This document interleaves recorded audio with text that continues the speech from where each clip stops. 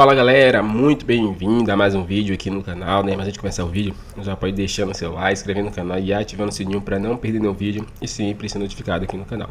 Então galera, vamos fazer aqui um corte e uma reação aí do jogo aberto, comentando tudo sobre Juventude e Flamengo, né?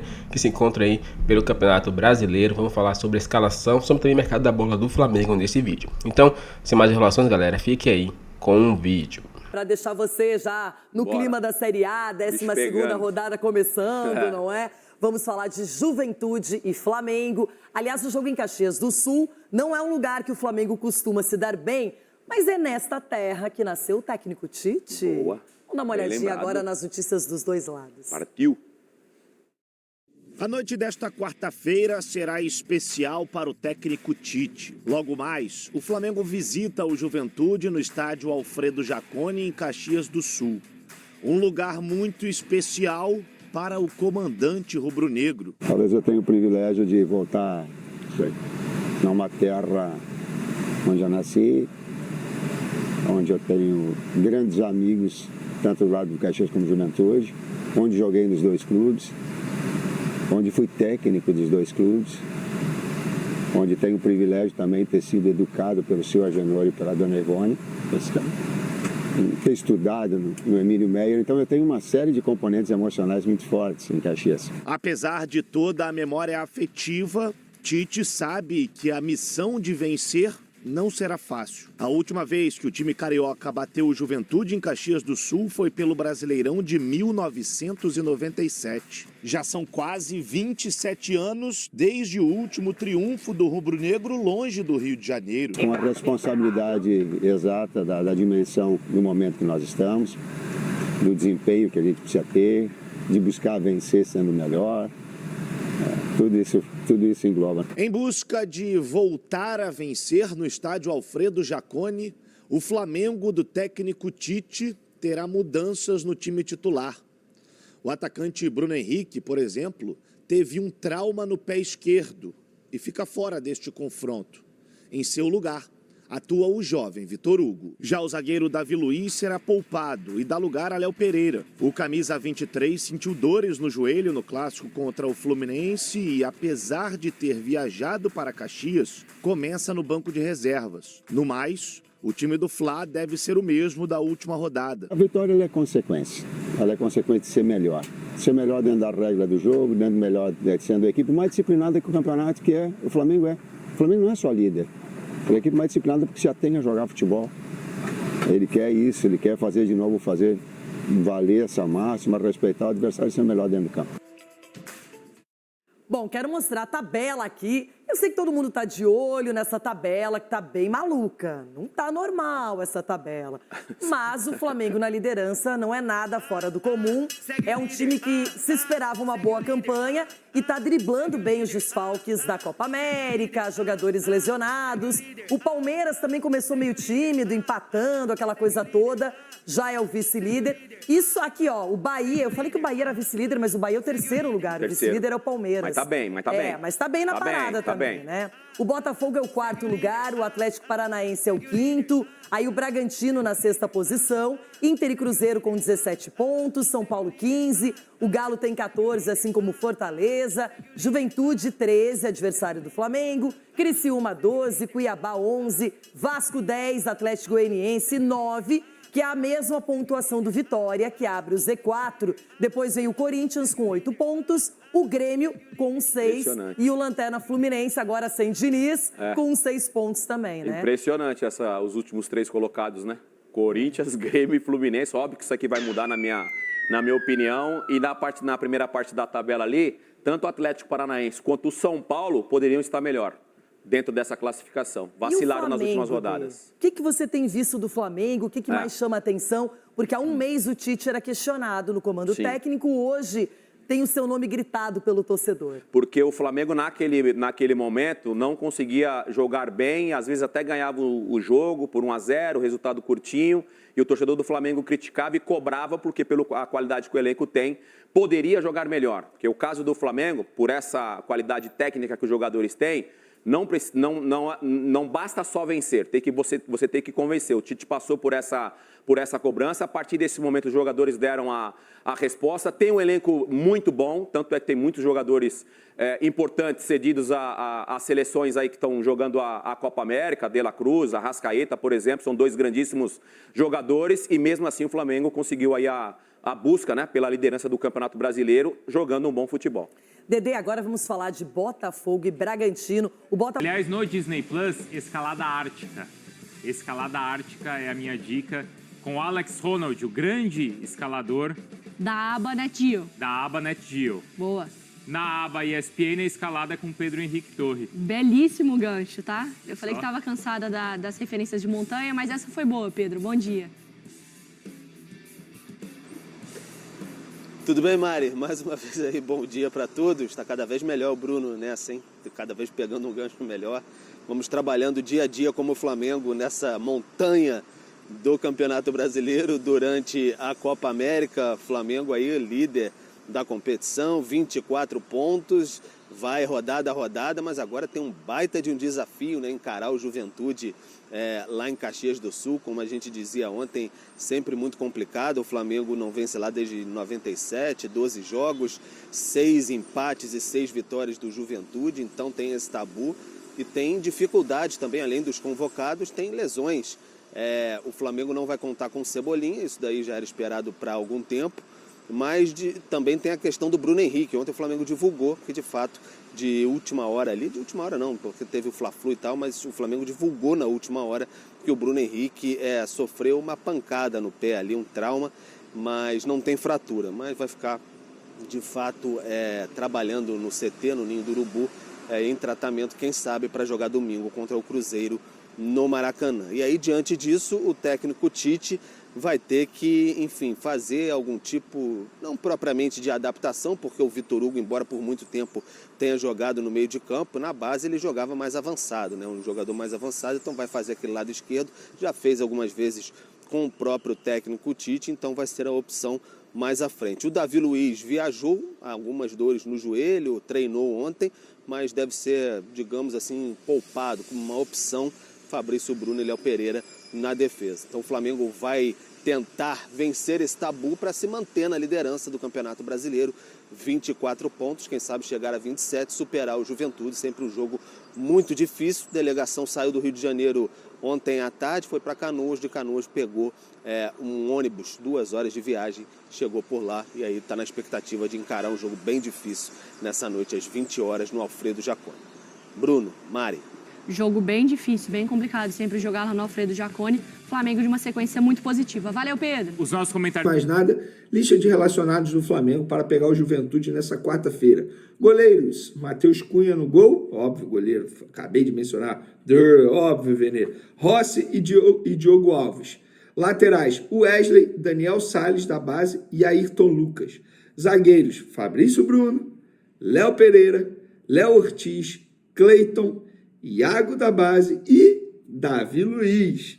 Meias, Vitor Hugo, Gerson, Matheus Gonçalves, Everton Araújo, Alan e Ryan Lucas, outro jogador com muito destaque.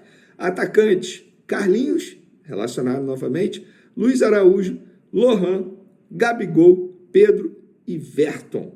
Ou seja, se eu não contei errado, 11 jogadores oriundos da categoria de base.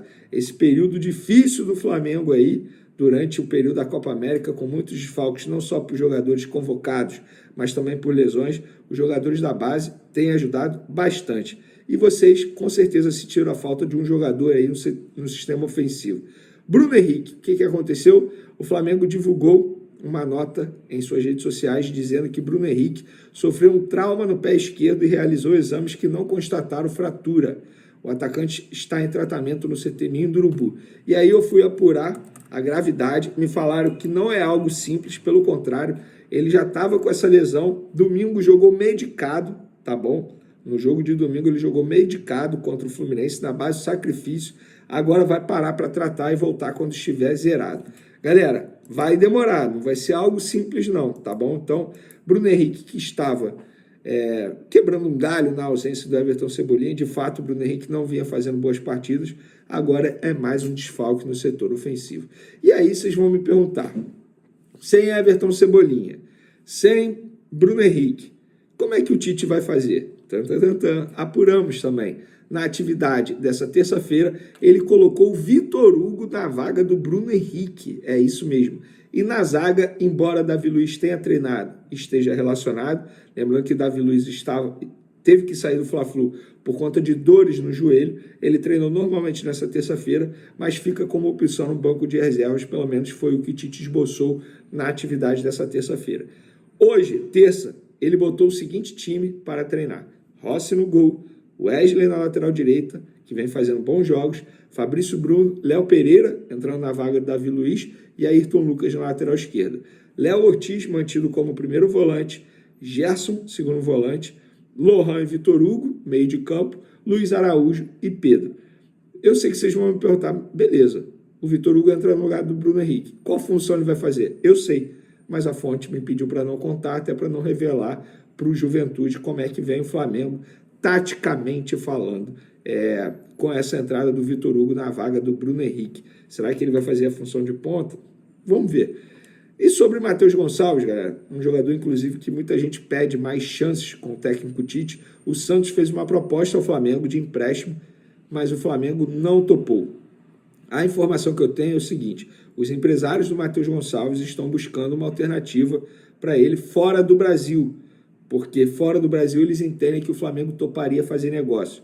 Inicialmente o Flamengo pede 20 milhões de euros para vender Matheus Gonçalves, mas a gente sabe que por esse valor e pelo que o Matheus Gonçalves vem desempenhando, não vem desempenhando na verdade, não por culpa dele, o Tite simplesmente não dá oportunidades, e seja lá qual for o motivo, mas ele não vem atuando pelo time profissional. Isso dificulta demais um clube qualquer fazer uma proposta de 20 milhões de euros por ele.